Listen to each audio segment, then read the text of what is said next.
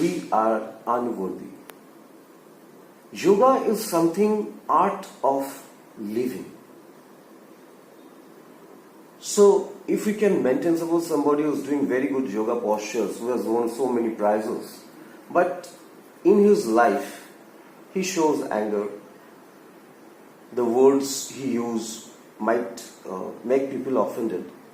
So doing posture and getting connected with yoga, getting connected with God, these two are different things.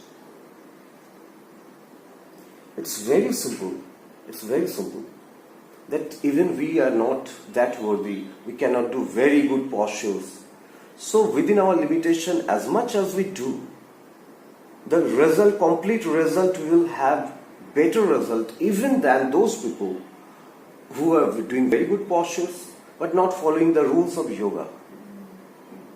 So this only can be understood with the compassion of Guru, with his kripa, with his blessings.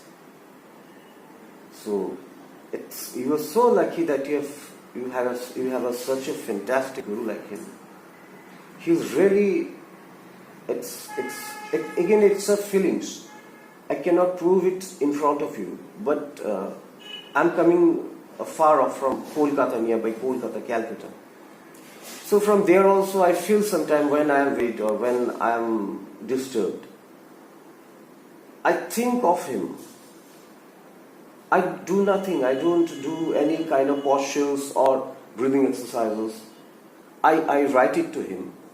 And I feel that this problem which I have sent to him, that has been burnt. And it happens. With belief, you also can have it.